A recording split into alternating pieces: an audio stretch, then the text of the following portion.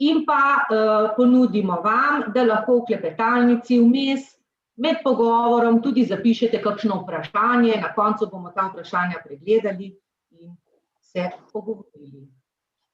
Torej, lepo pozdravljam našega spoštovanega gosta, gospoda Ferija Lainščka. Pa naj najprej spregovorim nekaj besed o našem spoštovanem gostu in njegovem delu.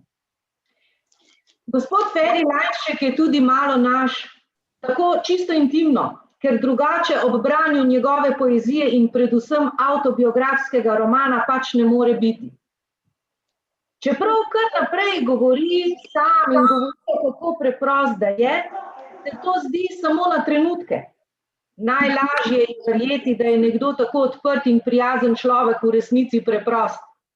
A njegovi romani, zgodovinski, magični, kriminalni, njegova poezija s svojo muro, ljubeznijo, strastjo, pravljice, ki dajajo in učijo, ne samo v knjižni slovenščini, ampak tudi v prekmurščini, ki je sploh prvi jezik našega spoštovanega gosta, dokazujejo, da je svet Ferija Lainščka še kako zapleten, včasih usoden, včasih usodno skrivnosten in magičen, občasno obremenjen s psihologijo človeka in vse skozi neizrekljivo lep. In tudi zato smo v teh koronskih časih izbrali njegova besedila za branje pri pouku, v bralnem klubu, za tekmovanje, tik preden je dobil ne da bi vedeli, da se bo to zgodilo, kot bi njegova magija pri nas zares delovala in morda tudi je. Pouk nadaljavo pa je idealna priložnost za sanje, predvsem tiste lepe sanje o skrivnostnih svetovih. In nam je toplo pri srcu, ker nas branje njegovih knjig utrjuje v veri, da iskrenost, dobrota, ljubezen s ščepcem magije v občasnem nelepem svetu ponujajo lepoto.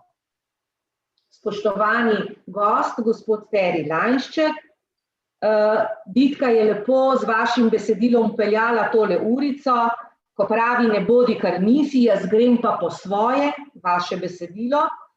In vas vprašam kar na začetku, torej na vprašanje, kaj bi svetovali mlademu Feriju, ste v nekem intervjuju rekli, naj prehodi znova to pot.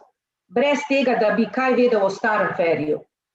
Kaj je pravzaprav naredilo Ferija iz Dolencev preko Murske Sobote in Ljubljane takšnega, kot je danes, torej Prešernovega nagrajenca in priljubljenega pisatelja in še marsikaj? Ja, prav lep pozdrav iz Prekmurja. Zdaj imate priložnost, da pokukate s kamero v moj delovni prostor, ki je en atelje na vrhu hiše, kjer se lahko odmaknem od vsakdanjega življenja. Mislim veliko. Če želim odgovoriti na vprašanje, verjetno moram najprej reči, na prvo mesto postaviti radovednost. Mislim, da sem ohranil tisto otroško radovednost tudi v teh letih. Na drugem mestu bi dejal, da je verjetno to, da se še zmeraj čudim temu svetu, da je še zmeraj najdem na tem svetu tudi veliko lepega, vznemirljivega. Mislim, da sem skoraj povedal po resnici. Zadnji roman, Kurji pastir, je intimno, osebno, izpovedni, družinski roman, v katerem razkrijete podobo svoje matere in pa tudi očeta. Ker smo brali ta roman, vas kar naravnost takole vprašam, vaša mati, ki jo torej poznamo iz romana in kot jo poznamo v romanu, je bila mila, blaga, polna ljubezni, žena z velikim srcem, kot ste zapisali. A po drugi strani se nam je zdelo, da je tudi drzna, saj vam je privzgojila pozitiven odnos do vseh ljudi in pa moč sanjati. Kaj bi še danes povedali o tej materini vzgoji, zakaj vse ste jih hvaležni? Namreč v besedilu zapišete takole, da je rekla, če bi morali crkniti vsi, ki jih kdo na tem svetu namara, potem že zdavnaj ne bi bilo več ljudi na zemlji. Ali pa zato mu je še najbolj želela, da bi v življenju znal sanjati. Ja, moj oče in mama sta bila res neskončno revna v svojem otroštvu. Ne vem, kako bi to, vsi tisti, ki ste brali roman, ste verjetno to začutili, ampak dejansko jo je zaznamovalo to, da sta se zaljubila, čeprav sta oba prihajala iz neskončno revnih družin in nobeni od teh družin ni bilo to ravno po volji, ker mamini so mislili, da bi morali najti koga bogatejšega, da bi bilo lažje v življenju. Enako so verjetno mislili tudi očetovi in ta njuna ljubezen nekako ni bila požegnana, pravzaprav v družini, kar se čudno sliši. Potem sta seveda iz nekega kljubovanja se vseeno poročila. Mama je dobila za doto jedilni pribor, ampak to ni tisti jedilni pribor, ki ga poznamo iz filmov. Se pravi, dobila je 2 žlici, 2 vilici in nekaj posode. Oče je pa dobil za doto posteljo in sta začela življenje kot podnajemnika na vasi, ki mu je dal prijatelj nek prostor, kjer sta lahko pač živela. No in zdi se mi, zdaj, ko se pač vračam k njima skozi pisanje romana in nadaljevanje tega romana, da je šlo za neko kljubovanje in da sta pravzaprav kljubovala usodi ves čas in da jo je to gnalo v življenju. Seveda sta začela iz nič, kar si težko danes zamišljamo, in vendarle potem zgradila družino in nekako tudi mene kot nekoga, ki sta me dobila, ko me niste več pričakovala. Jaz sem se namreč rodil 18 let po tistem, ko se je rodila sestra. Oče in mama mi bila takrat lahko že dedek in babica pravzaprav, ko sem se rodil.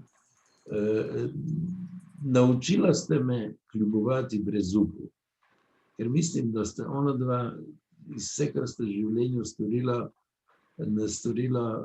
ravno s tem, da sta kljubovala brez upu. In meni se zdi, da mi je to v življenju največ pomagalo. Jaz sem človek, ki nikoli ni izgubil upanja v življenju, čeprav je tudi moje življenje se potem začelo iz nič pravzaprav. In to se mi zdi bistveno, da znaš kljubovati brez upa. Takrat, ko se zdi, da ni nobene možnosti, je še zmeraj ena možnost. To mi je življenje potem potrdilo. Ne vem, če sem vam odgovoril na vprašanje, ampak zdelo se mi je to pomembno povedati. To se mi zdi, da je zaznamovalo pač moje starše in da na nek način tudi mene. Pa to kljubovanje in sočutje je pravzaprav tudi razlog za ta odnos z romsko skupnostjo, ne? V nekem smislu lahko, mogoče. To je spet ena dolga zgodba. Seveda, jaz mislim, da se nam v zgodnjem otroštvu, tam do 6. leta, zgodi vse tisto, kar potem celo življenje barva naš pogled na svet. V tem zgodnjem otroštvu dobimo ena nevidna očala, skozi katera potem gledamo v ta svet. Od teh očal je odvisno, ali ko vidimo kozarec, ki je do polovice napolnjen, ali bomo rekli, da je pol poln ali pol prazen, se pravi, ali smo optimisti ali smo pesimisti. Skratka, v tem smislu o tem razmišljam. No in ti cigani, ti Romi so se meni zgodili tudi v tem zgodnjem otroštvu, ker je bil zaselek v naši vasi in moja mama je bila nekako prijateljica z cigankami iz tega naselja. Vem, da je zelo rada hodila k njim plesati, ker cigani so tudi znali kljubovati brez upov. Ne vem, če se zdaj lahko zamišljajo dijaki cigane 60 let nazaj v gozdu, v bivakih, deloma je bilo nekaj v obliki hiš narejeno. ki pa seveda živijo eno sproščeno in veselo življenje. To so prvi Romi, prvi Cigani, ki so se ustavili pravzaprav. Še so potem oni potovali naokoli zaradi tega, ker so eni bili piskrovezi. Piskrovezi pomeni, da so lonce krpali. Se pravi, če je lonec pregorel, so ga oni znali zakrpati. Potem so bili so glasbeniki, bili so skratka še napol nomadi, ne. Ampak bili so pa tudi zelo drugačni od okolja, v katerem so se ustavili. Vas jih je sprejemala tako, kot približno danes vas sprejema romsko vas. Nič se ni veliko spremenilo, marsikje po svetu. No, ampak moja mama je zmeraj, ko so prišli prositi, recimo, jima kaj dala, čeprav smo bili revni, in zmeraj je tudi šla v to naselje, imela je prijateljico tam. Oni so večkrat imeli veselice, igrali so, plesali. Jaz sem se lahko kot otrok hodil igrati v to naselje, to mi je dovolilo, to sem bil neskončno hvaležen, ker so bili res moja prva drugačnost. Jaz se nisem nikoli v življenju bal, da me bodo Cigani odnesli. Videl sem kot otrok, da drugačnost je seveda drugačna. Tam je bilo vse drugače, kot je bilo v vasi, ampak da je lahko drugače, da ni slaba, da je lahko tudi veselo in zabavno. In hočem reči, res me je ta zgodnje otroštvo iniciralo pravzaprav tudi za to. Tako da, kakorkoli obrnem, to so neke srečne okoliščine. Hvala. Zdaj bi pa prosila dijaka Žana, da nam predstavi svoje videnje romana Kurji pastir, ki govori ravno o teh stvarih, ki ste nam jih sedaj tako lepo povedali. Kar izvoli, Žan. Ja, hvala. Lepo pozdravljeni. S tem plakatom kot predstavitev knjige Ferija Lanščka Kurji pastir sem želel predstaviti težko življenje in trpljenje ljudi na podeželju. Glavna lika v knjigi sta Trejska in Pištek, ki sta iz dneva v dan opravljala težka dela, da so hčerko lahko preživeli. To prikazuje ta slika tukaj. Ko je bila pa hčerka polnoletna, je Trejska ponovno zanosila ob novem življenju, ki pa rasla pod njenim srcem, se je pa pojavila tudi dodatna skrb za preživetje, a hkrati tudi neizmerno veselje. Prikazano je tudi, kako pomembno je neosnovano obrekovanje ljudi. V knjigi je bilo to obrekovanje v gostilni, po praznovanju rojstva otroka. Pišteku so povzročili s tem hudo trpljenje in stisko, saj so rekli, da ni oče Trejskega otroka. Odgovor oziroma resnico je dobil od ljudi, od katerih tega ni pričakoval. Tu je pa dokaz, da se dobro vrača z dobrim. Trejska je pomagala Ciganom in ko je glavni med Cigani slišal za obrekovanje, je Pištko nadzorno razjasnil, da je on oče novorojenega dečka. Pištek je seveda bil neskončno vesel, da so si pa ljudje lajšali življenje, so iskali moč in uteho v veri. Krst je bil pa pomemben dogodek v družini, šele pri krstu je pa deček tudi dobil ime Franc, klicali so pa ga Ferek ali Feri. Ta slika prikazuje krst in srečo, ki jo je ponujal. Na koncu je pa prikazano, kako pomembno je, da si ljudje med seboj pomagamo. Saj ko je Ferek zbolel, so se vsi moški v vasi zbrali, da so ga prinesli do zdravnika. Saj ravno tedaj je močno snežilo in posameznik ne bi zmogel premagati težke poti do zdravnika. Čudež na koncu zgodbe je pa, da so Fereka pripeljali k zdravniku in glej, on je bil zdrav. Očitno je pač upanje vseh pripomoglo k njegovi ozdravitvi. Knjigo bi pa priporočal branje, saj zelo zanimiva in se me je posebej dotaknila in jo bom ohranil v spominu za dolgo časa. Ja, zelo lepa predstavitev je bila tole. Mislim, da si res povzel bistvo. Jaz ne bi vedel tako lepo na kratko povedati o tem romanu. Super. No, če malo še ostanemo pri romanu, sicer ste že prej odgovorili, da je bilo kljubovanje tisto, ki je omogočalo nekako preživetje v revščini. A je kljubovanje tudi razlog za tak pozitiven pogled na svet, tak optimizem, ker iz vaših besedil pravzaprav veje res ena velika ljubezen do življenja, en optimizem, en pozitiven pogled na svet. A je to samo kljubovanje ali so še kje kakšni takšni razlogi? No, ne vem, jaz vsekakor vse je bilo tudi ob tej predstavitvi omenjeno, seveda je življenje sestavljeno iz neštetih drobcev, ne, ampak očitno sem jaz dobil taka očala v otroštvu, ne. Jaz moram reči, da se dolgo nisem zavedal te neskončne revščine tega otroštva. Jaz sem v nekem idealiziranem spominu nosil to otroštvo kot nekaj zelo lepega in ko sem se seveda v pisanju romana vračal, sem potem najdeval tudi veliko teh temnih stvari, ne, tudi takih, ki sem jih mogoče potlačil, ki so bile zastrte, ki se jih nisem želel spominjati, ki so živele samo v podzavesti. Ampak zanimivo, če malo preskočim, ko sem napisal knjigo z naslovom Ne, to so pesmi, ki se vse začnejo z ne in ki so nekako namenjene mladim, sem na Facebooku iskal ilustratorja in sem našel eno deklico, veliko se jih je prijavilo mladih, ki bi radi ilustrirali to knjigo, in sem našel eno deklico, za katero se je kasneje sicer izpostavilo, da je končala se pravi likovno akademijo oziroma specializirala ilustracijo, ampak to se je res kasneje izkazalo, jaz sem jo vzel zato, ker je zelo lepo risala slončke.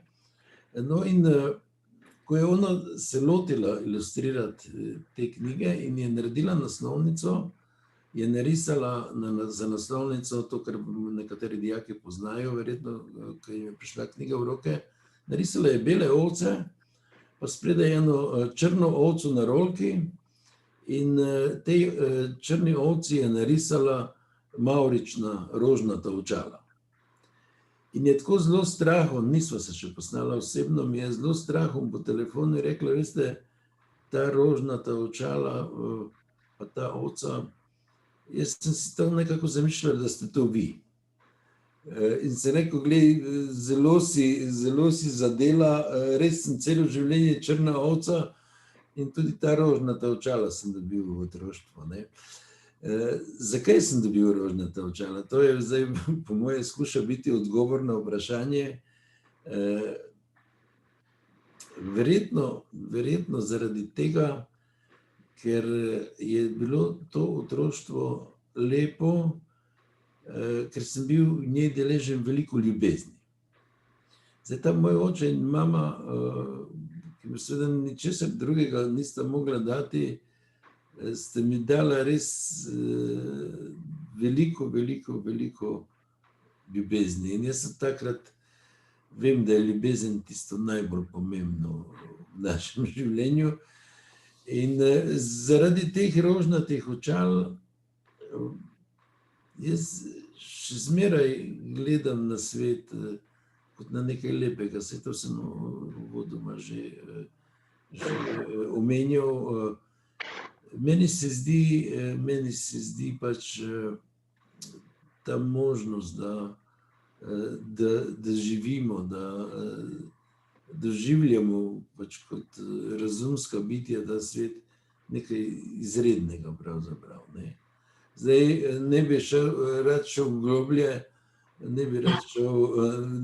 globlje v razlage, ampak mislim, da lahko ta svet doživljam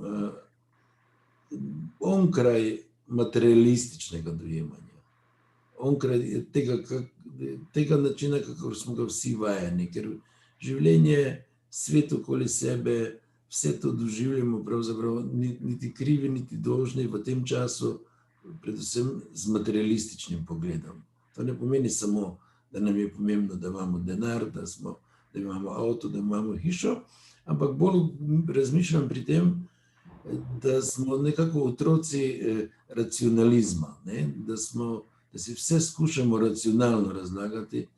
Veliko je pa stvari na svetu, okoli nas, ki vplivajo na nas, ki urejajo to, ki jih lahko razumemo šele onkraj materialističnega razumevanja. In tu je mogoče spet ena pot v otroštvo. Tudi to se je meni pravzaprav začelo razpirati v otroštvu. Zdaj, seveda, pred 60 leti je bil ta vaški svet na eni strani seveda racionalističen in materialističen, ampak še zmeraj je živelo nekaj vraževerja, nekaj staroverstva, še zmeraj so ljudje verjeli, da so nekatere ženske čarovnice, ampak moja mama je pa tudi verjela, da prihajajo v stik z vilami, z vilinskimi biti, ne. In to mi je zasejano že tudi v otroštvu. Jaz sem se na nekih sporednih tirnicah, če zdaj tako banalno povem, ves čas s tem ukvarjal in dojemam svet tudi onkraj tega materialističnega dojemanja, no. To vpliva na to, to verjetno tudi vpliva na to, da imam rožnata očala, da tam, ker večina vidi vse, slabo vidim tudi kaj dobrega lahko. Zdaj bi pa prosila še dijakinjo Pijo, še za eno kratko predstavitev, če lahko. Ja, hvala, lep pozdrav. Jaz bom prebrala odlomek iz pesmi Sončna hiša. Kaj vse je ostalo za nama? In vse sva pustila sledi. Kaj v sanjah morda bo živelo, kaj v srcu počasi bledi. Ljubezen kot ptica po zimi, na novo spet čaka pomlad. Jaz hodim še zmeraj brez cilja, saj malo imam te še rad. No, na plakatu sem v ilustraciji skušala ujeti veselje, srečo, žalost in pa tudi tiste negativne občutke, ki jih pesnik izraža v pesmi. Njegovo počutje predstavlja ptica s sklonjeno glavo, ki pa čaka na pomlad. Veja, na kateri ptica se dotika simbola ljubezni, to sta srce. Ob hiši so rože in pa tudi neka pesem, ki prihaja iz mesta. No, v sredini je hiša, ki je središče dogajanja. Z stopali sem želela poudariti stopinje, ki sta jih partnerja naredila v življenju. Ilustracijo pa sem postavila v nek okvir, ki pa je izhod v svet. Pesem sem izbrala zato, ker sem si že v prvem branju naslikala vsebino in začutila moč ljubezni in pa medsebojno povezanost. Ja, hvala, meni je ta pesem zelo, zelo blizu. Seveda je nastala na podlagi izkušnje. Upam, da ti še nimaš takih izkušenj pri svojih letih. Ja. Jaz bi povabila še dijake, skupinico Katro, Tima in Katarino. Vsak ima eno kratko predstavitev, če bi lahko še to. Potem imamo pa še nekaj vprašanj. Tako da Katra, Tim in Katarina. Najprej Katra, potem Tim in še Katarina. Ja, dober dan. Jaz sem si pa sam kamero okoli obrnem.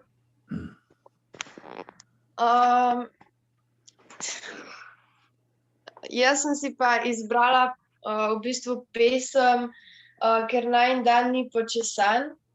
Pritegnila je mojo pozornost za vsebino in v bistvu prikazuje realno in pristno ljubezen ter življenje, ki je zagotovo želja vsakega posameznika.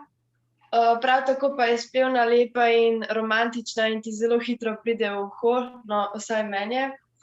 V verzu, ker najin dan ni počesan in najin smeh ni zaigran, se mi zdi, da se vidi, da ne rabi biti vse popolno in da je čar življenja, da živiš tukaj in zdaj in pa da ne rabiš nekaj lepega, če to ni tisto pravo in pristno. Ok, zdaj pa lep pozdrav tudi z moje strani.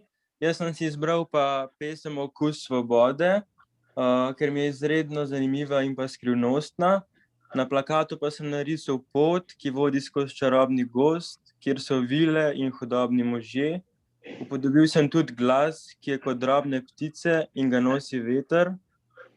Ko se prehodimo naprej po poti, je pa tukaj luna, ki lirski subjekt vodi po neznani poti, in pa karte, ki predstavljajo moč usode, da bo ljubezen uspela.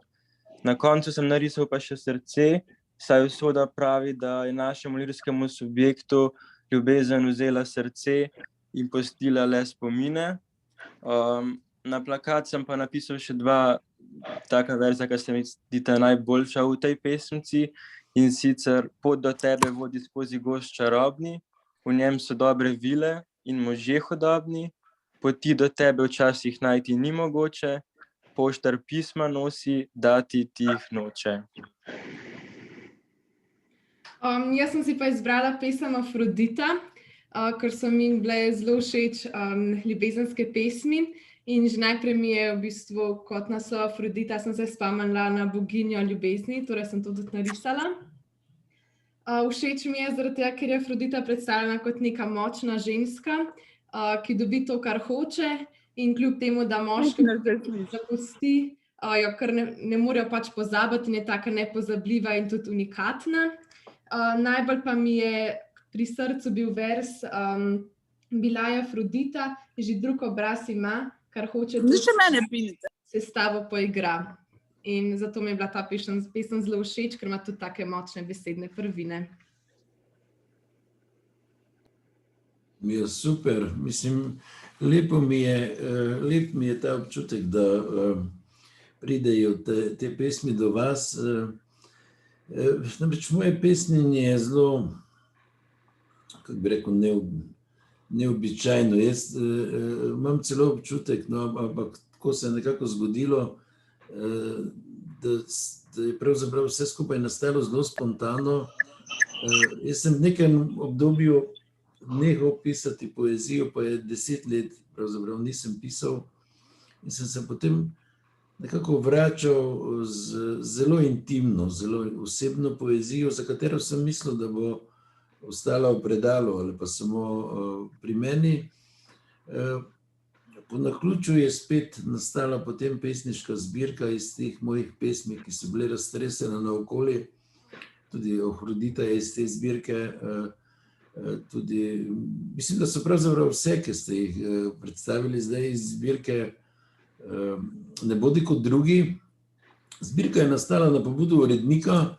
Rekel je, glej, če najdevam to poezijo nalepljeno na okvirje računalnikov, pa na hladilnike, pa na WC-ju sem celo našel nalepljeno, izrezano, mora nekaj biti v tej poeziji, ne. No in tako je ta moja poezija iz te moje intime potem šla na to pot, se očitno dotaknila res mnogih. Zbirka je, mislim, da že 10-krat ponatisnjena, ampak najbolj pa se me dotakne seveda, ko vidim, da tako neskončno mladi, ne, kot ste, začutite v njej besede, ki se vas dotaknejo. To je za nekoga, ki ustvarja, res lep občutek, no, prav lepo mi je. No, vaša poezija je velikokrat uglasbena, Deltuha, Langa, Ditka, ampak mi smo pripravili zdaj za vas še eno majhno presenečenje. Glede na okoliščine, ena skupinica naših dijakov, Ana, Erika in pa Lenart, bodo zdaj eno zapeli.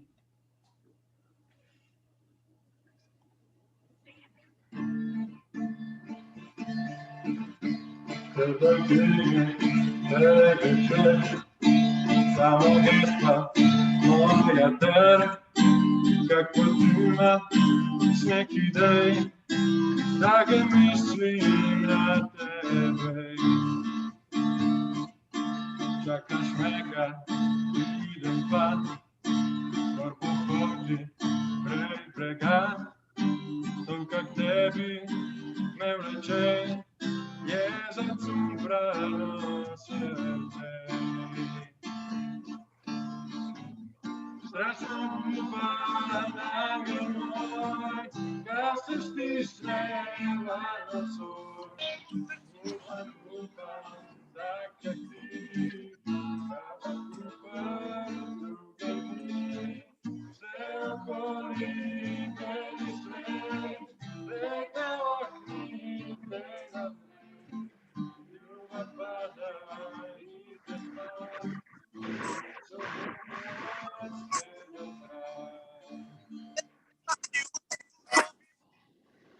Ok, hvala.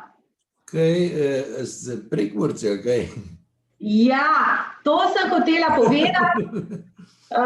Namreč ta naša glasbena skupinica pod vodstvom gospoda Bračka je imela na voljo 2-3 pesmi, nekaj odbitke in tole je od in so jih vprašali, kako bi raje zapeli.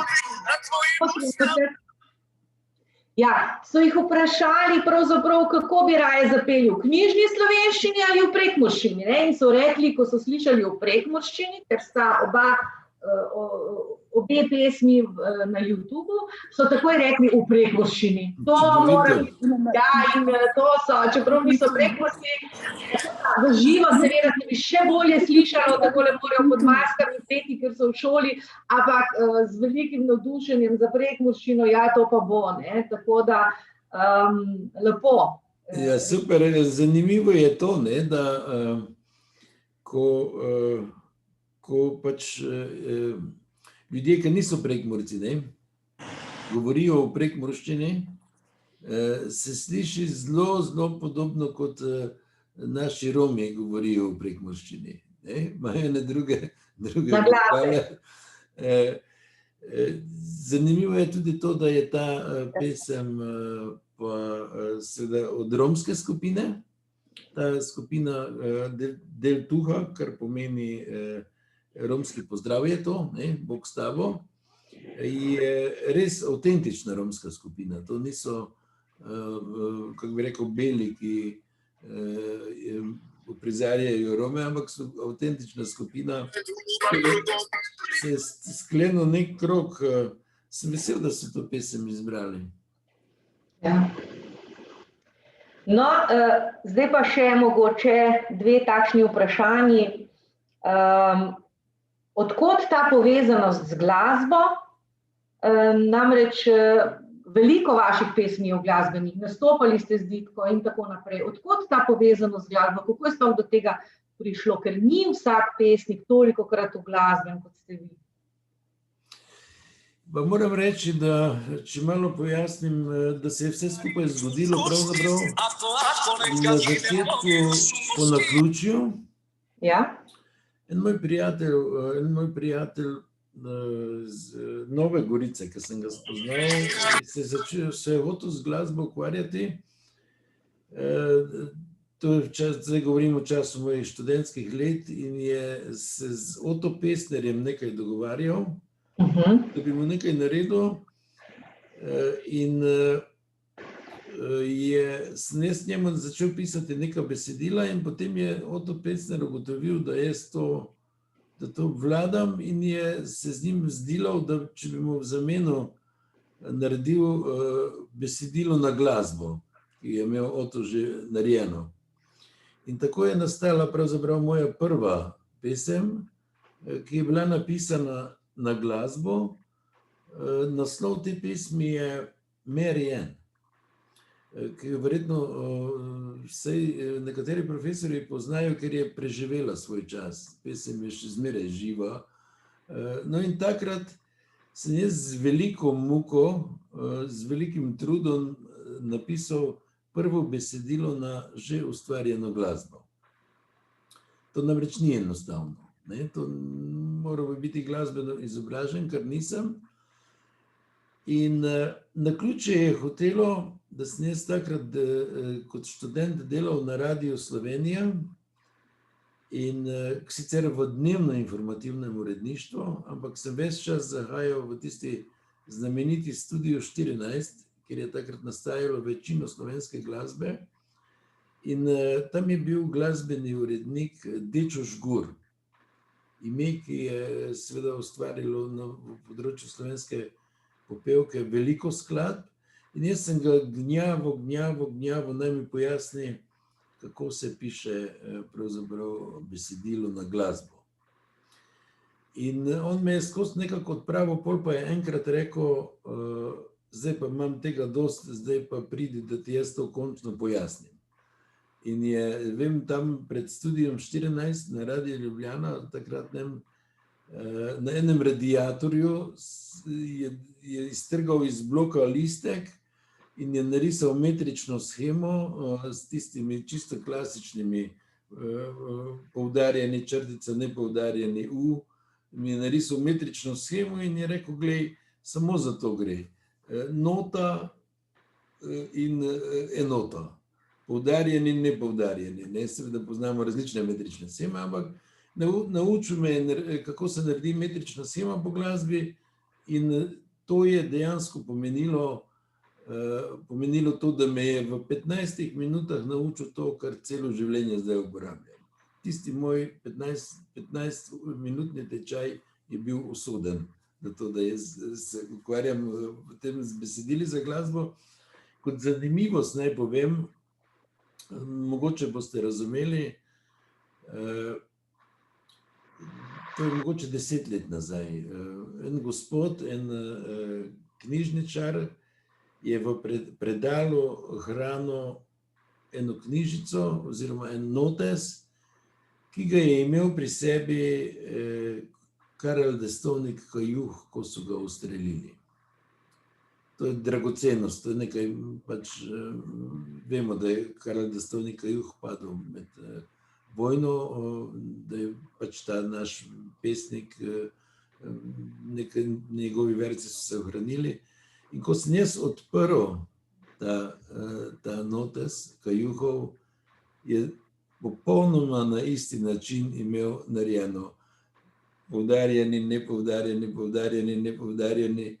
Metrične sheme je imel napisane, po katerih je pisal to svojo poezijo, ne vem, Samo en cvet, vse poznate, verjetno, ne. In jaz sem bil neskončno ganjen, ne, ker je iz nekega drugega časa, iz nekega drugega, ampak tu sva se našla in jaz še danes, pravzaprav, če hočem narediti pesem, ki bo metrično urejena, si to metrično shemo moram napisati. Nimam te predstave, da bi si jo predstavljal v glavi, ne. Zdaj, verjetno so se kaj dijaki od tega učili, verjetno vedo, o čem govorim, ko govorim o metričnem. Seveda, v prvem letniku že. Pa celo v prvem, no, jaz sem komaj kot študent dobil tečaj. Dobro, jaz bi zdaj pozvala še mogoče prisotne za kakšno vprašanje. Če bi bilo kakšno vprašanje, lahko kar pokažete tisto rokico spodaj, mogoče bi se kdo opogumil. Niti po Zoomu se nihče ne opogumi, to me je čudno. Je, še manj, ena rokica je, Žana Hčil, ena rokica je. Zakaj ste se odločili, da boste vaše delo Kurji pastir izdali v večjih delih? Ja, to je ena zelo zanimiva zgodba, pa jo bom kar povedal. Namreč, jaz sem uredniku založbe Beletrina zelo hitro obljubil nekaj, kar bi bilo podobno moji biografiji. Potem pa, ko je prišel čas, da bom moral to napisati, sem ugotovil, da se pravzaprav zelo malo spomnim iz tega mojega otroštva. Mi vsi nosimo neko idejo, da se zelo veliko stvari spomnimo iz otroštva, ampak ko gremo to testirati, verjetno vsi zelo hitro ugotovimo, da temu ni tako, ne, da se spomnimo nekih drobcev, nekih stvari, ki so se nam zelo vtisnili. Sicer se pa ne spomnimo zgodbic iz otroštva, ne, tako da bi lahko iz tega napisali roman, no in jaz sem bil takrat kar obupan, moram reči, in sem mislil, da kaj ne naredim, pa sem se naposled odločil, da bom probal prodreti v lastno podzavest.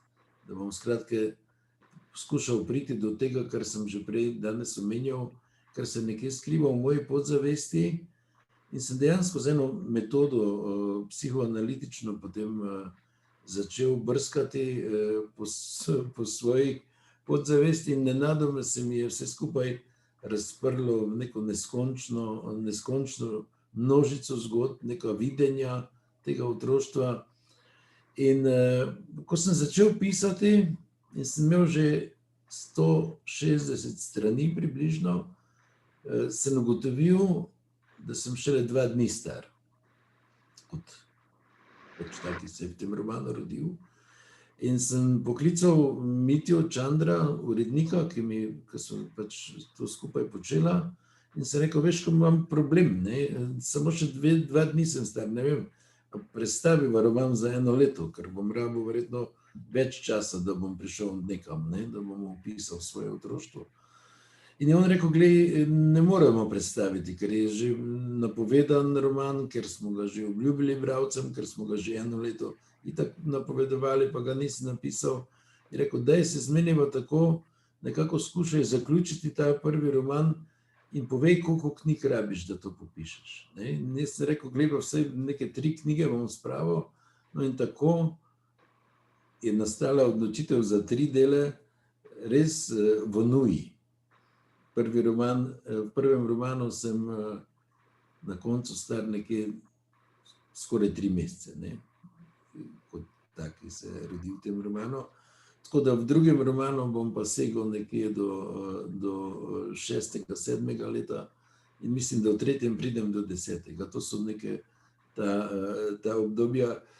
Skratka, to je odgovor. Nič ni bilo po načrtu, ampak moram nekako reči, da itak pri meni, pri mojem pisateljevanju ni veliko stvari po načrtu, oziroma je moja izkušnja taka, da seveda jaz skozi delam neke načrte, pa skozi nekaj, ampak zgodi se pa zmeraj drugače in tudi tokrat je bilo tako, ne. Veste, pisateljevanje je, vse to pisateljevanje mojega tipa je sestavljeno polovico iz racionalnega, polovico iz tega, kar zdaj govorim, ko govorim o načrtih, konstrukcijah, dramskih zgradbah, nešteto stvari, ki jih je tu treba upoštevati verjetno. Ampak druga polovica je pa tisto, kar zajamem iz podzavesti, ne. Se pravi, če si tako nekako zamišljate, ta drugi del se pa ne da nadzirati, se ga ne da programirati, lahko samo pobožno upaš, da ti bo uspelo odstreti nekaj v svoji podzavesti. In veste, samo tista literarna dela, enako velja verjetno za glasbena dela ali pa za dramska dela ali pa kamorkoli se ozremo na področju ustvarjalnosti, samo tista dela, ki so sposobna iz teh 2 polovic sestavljati, se pravi iz racionalnega in iz tega, kar je iracionalno, kar je vzeto iz podzavesti, z tega narediti celoto, samo ta dela so po moje tista, ki pridejo do drugih, ki se dotaknejo drugih, ki lahko preživijo svoj čas, skratka, ki prinesejo nam kot bralcem, kot poslušalcem, kot nekaj presežnega. Veste, to je, ker to se mi zdi bistveno, ne. Izide veliko knjig, knjižnico, če greste zdaj, knjižnica je polna knjig, ampak dobrih knjig, tistih, ki so preživele svoj čas, ki lahko nagovarjajo, tudi ko avtorja ni več, pa ni tako zelo veliko, kot se nam zdi. In ta so nastala na ta način. Tako da, če se vrnem, jaz očitno nisem bil sposoben napisati neke povsem običajne avtobiografije take, ker bi bilo pač popisano, kaj vse se mi tam dogajalo, ampak je moral iz tega nastati roman, ne, ker to biografijo, če temu rečemo biografija, pravzaprav lahko bereš tudi kot roman, ne, in mi bralci, pa to ni bil eden odziv, več odzivov sem imel tovrstnih, je rekla bralka, veste, sem trepetala za tega otroka, ali bo preživel to zimo, mislim, to pot v tej zimi, in potem sem nenadoma ugotovila, to ste vi, ne, ne moram preživeti valjda, ne, če je avtor to napisal, ampak je izgubila ta občutek, če me razumeš, ne. Tu je delovalo potem verjetno kot literarno delo, kot roman, kot fikcija, tole, ne. Ne vem, če sem bil dovolj nazoren pri odgovoru. Seveda, že čakajo še na eno vprašanje. Pija in Imbrija sta se prijavila za vprašanje. Ja, tako je. Mogoče preslišala, ampak mene zanima, katere žanre knjig najrajše pišete? Kriminalke, pesmice, zvezdniške? Ja, to vprašanje je pravzaprav zanimivo z tega stališča, ker jaz že dolgo časa ne pišem zato, ker bi moral napisati kaj, ne. Že dolgo časa ne pišem zato, ker bi bil čas za novo knjigo, ampak pišem nekako po navdihu. Nekako nekaj se mora pač premakniti v meni in moram imeti neko željo, da bom v tem, kar pišem, da bom potem, ko bom napisal recimo roman, vedel kaj več o nečem, ne? Ali bom o tem, o čemer pač govori roman ali o sebi. Tako da pišem po navdihu in ti navdihi so zelo različni.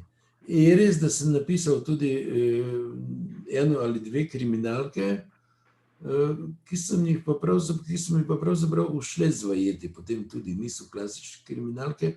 Napisal sem jih iz radovednosti, ali sploh vem napisati kriminalko, ne? To je tudi en razlog, da kaj napišeš. Ampak načeloma je pa res tako, kot rečem. Poezija je želja po izražanju, po nekega intimnega občutka pravzaprav. Roman je neko večje potovanje, da bi o nečem vedel kaj več in to me žene. Včasih sem dolgo časa razpoložen samo tako, da pišem samo poezijo, potem me povleče roman v vrtinec in ta vrtinec traja recimo 1 leto, koliko rabiš, da napišeš roman. Ampak če nekako ti vendarle skušam odgovoriti,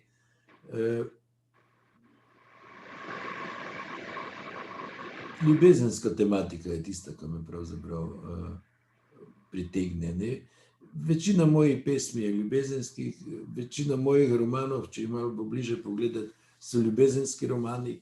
Saj rečejo, ne vem, da je zgodovinski roman v osnovi, ampak potem vidiš, da gre za ljubezensko zgodbo. Pa rečejo, da je kriminalka, ampak na koncu vidiš, da gre za ljubezensko zgodbo, ne. Tako da, če bi tako zelo iskreno odgovarjal, je verjetno res ravno ljubezen tista, ki me najbolj ustvarjalno vznemirja čez mere. Zdaj, ne mislim samo na to ljubezen, pravzaprav nekem ožjem pomenu besede, ne, ampak ljubezen kot taka, tudi kot neka vrednota, kot če hočeš tudi filozofski pojem, ne, ker mislim, da je ljubezen najpomembnejša v našem življenju, ne. To sem svetu prepričan, ne samo za nas kot posameznika, ampak tudi kot za skupnost, ne, in verjetno to vpliva potem tudi na to, kar ustvarjam. Tako, no, ne vem, če sem lahko zelo natančen, ampak glej, navdih, brez navdiha se mi zdi, da se ne splača nič početi. Prišel sem celo tako daleč pri romanopisju, da se zavedam, da tistega, kar se meni ne da napisati, ne, ker v vsakem romanu je pač nekaj, kar mora biti, pa se ti ne da, ne. Da tistega, kar jaz ne pišem z navdihom, z ognjem v sebi, z željo, da tistega tudi bralci ne bodo brali z zanimanjem, ne. Tako da sem začel pri romanih celo neke montaže delati in izpuščati tiste dele, ki so meni nezanimivi in jih reč nisem napisal. Sem potem po nekem principu filmske montaže montiral. Samo tisto, kar me zanima, ob čemer mi je lepo, ko pišem, ne. V tem smislu ti moram odgovoriti. Dobro, še nekaj rokic vidim, ne vem, imamo še čas, mogoče še... Jaz ga imam. Lejla, potem pa kar Lejla, vprašanje. Moje vprašanje je pa, kdaj ste ugotovili, da imate dar za pisanje? Kaj je bilo tisto, kar vas je pripeljalo do tega, da boste pač šli v to smer? Ja, to je zanimivo vprašanje, na katerega zmeraj odgovarjam z eno anekdoto, ker nisem še našel bolj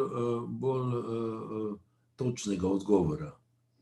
Namreč, ko sem jaz hodil v prvi razred osnovne šole, sta hodila v drugi razred dve deklici, ki sta bili dvojčici. Bili sta si zelo podobni. Večina jih ni ločila, katera je katera, lahko sta se zamenjali, ne?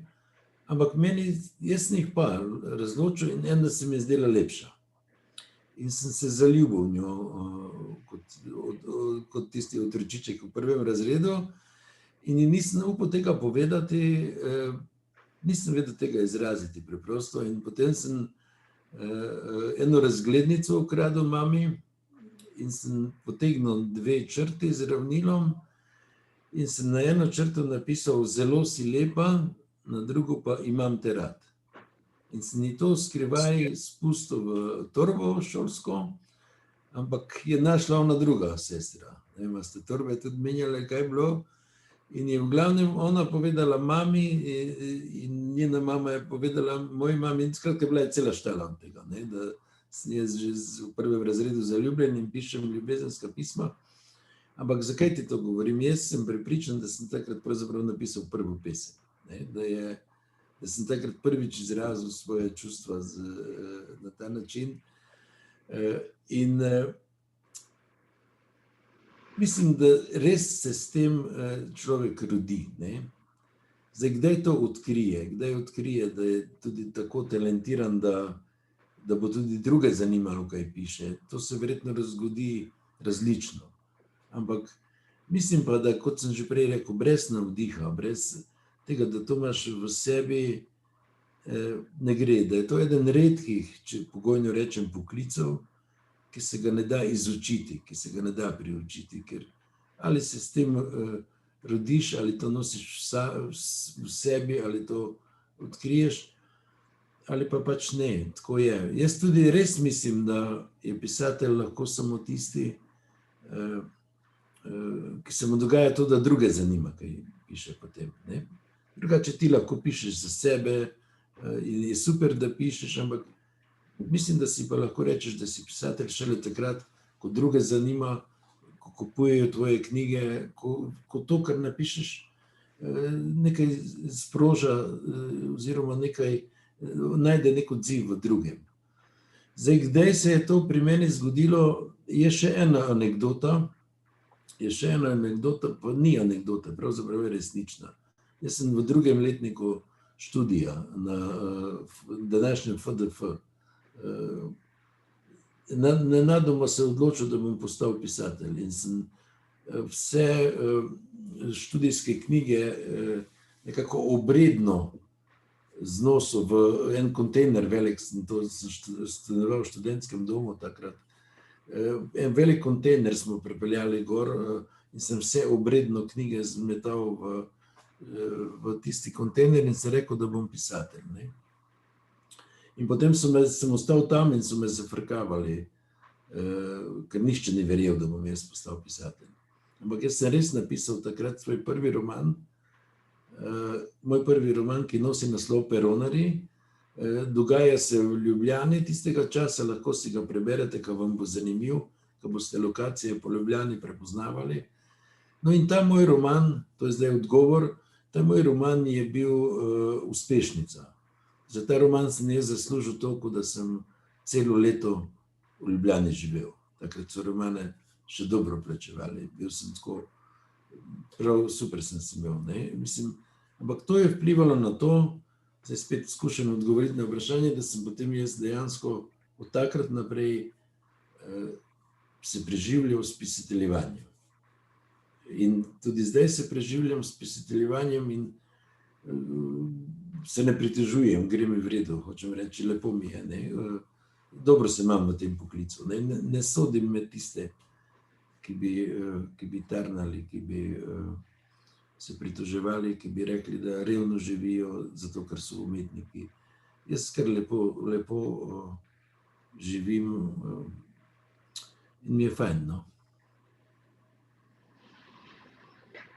Še eno vprašanje imamo, Marija. Ja, jaz sem pa prebrala vašo kriminalko Zadoščanje in me v bistvu zanima, zakaj ima na koncu tako hiter razplet. A nimate več idej ali pa še drugi del? Ja, to je s tem romanom je zanimivo. To je glih ta kriminalka, ker sem jo mimogrede prej omenil, ki se je razvila v nekaj drugega. Jaz mislim, da to pravzaprav niti ni kriminalka, da je nek psihološki thriller pravzaprav, oziroma roman z elementi paranormalnega, s čimer se ukvarjam in kar sem že vmes omenjal, čistko literarno-teoretično gledano ima roman ta napako, da se prehitro konča. Po zgradbi bi moral iti naprej, ampak preprosto jaz glede te tematike nisem prišel naprej.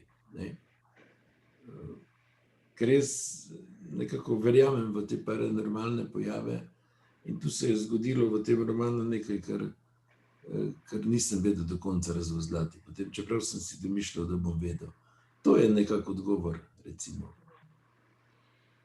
Jaz bi zdaj postavila, hvala, še eno vprašanje takole za konec.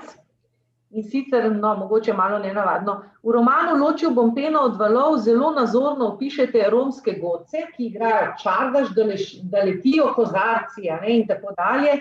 Skratka, v čem je skrivnost vašega nasprotja med to strastjo v besedilih in pa mirom, ki veje iz vaših intervjujskih nastopov? Ja, gledajte, jaz sem verjetno res, kako bi rekel, človek iz Panonije. Panonija je pač ta neskončna ravnica, ki se tu začenja v Prekmurju, ampak potem je neskončna vse tja do Karpatov. Čim dlje greš, bolj je ravnica. Ta ravnica je nek kontekst geografski sicer, ampak je polno nekih vremenskih pojavov, ki vplivajo na ljudi, če se malo šalim. In to smo ljudje z neko stepsko melanholijo. Temu se tako sem jaz to imenoval, malce ironično, malce zares, ampak dejansko je to neko doživljanje sveta, človeka, ki je iz ravnice. Lahko bi tudi rekel, da ljudi iz ravnice gledamo na svet iz perspektive mravlje. Da smo majhni, da je vse okoli nas daleč, da je nebo visoko in da to vpliva na naš odnos do sveta. V tem smislu je mogoče to res melanholija, ki zaznamuje pač odnos do sveta. Po drugi strani jo pa napačno verjetno razumejo ljudje, ki tega ne živijo. Ker melanholija ne pomeni samo neke umirjenosti, samo te nekega durovskega razpoloženja v glasbi, recimo. Ampak lahko hipoma preide v neko hipno veselje, ki mu recimo v Srbiji rečejo čef. Eksplozija, nenadna eksplozija veselja. Tako da recimo veselice po Panoniji, pa ali zdaj gremo v Slavonijo, ali gremo v Srbijo, v Vojvodino, ali gremo čez na Madžarsko, ali še naprej, so zelo divje. Tako da je zmeraj treba to neko dvojnost te panonske narave razumeti in v tem smislu sem jaz verjetno tipičen predstavnik tega panonskega razpoloženja. Veliko sem preživel, kako bi rekel, noči s cigani, s cigansko glasbo in na teh veselicah, kjer seveda vse leti v zrak. Tako, ne vem, vse tako lepo tiho. Me je prijatelj, ki prihaja iz Bosne, Đuro, sicer znani igralec, mi je rekel, pa vi tu ste res čudni v Prekmurju, ko ste najbolj veseli, pojete Vsi Slovenci veli, najbolj počasno pesem. Sem se rekel, ne moraš enkrat na veselico z mano, pa boš videl, da temu ni tako. Tako da, ta dvojnost neka je verjetno to, kar potem, s čimer človek živi in kar pri nekomu ustvarja tak vtis, pri nekomu pa tak ne. Gospod Feri Lanšček, hvala lepa za en kanček tega panonskega razpoloženja, ki ste ga prinesli med nas. Včasih bi zaključili s to prijetno urico, hvala lepa. Ja, predvsem se moram zahvaliti vam, ker mi je bilo zelo prijetno. Vesel sem, da dijaki segajo po moji literaturi. Vesel sem, da imajo, vidim, enake vrednote, kot jih imam jaz. Se pravi, ljubezen, svoboda. Upam, da bodo ti časi, ki nam zdaj ne dajo živeti, dihati, noreti, zelo hitro se spremenili spet v vse tisto lepo, kar smo živeli še pred kratkim. Pa da se vidimo na kakšni veselici, ki je v... Ja, tako, ko bo možno. Hvala lepa še enkrat. Hvala tudi vam.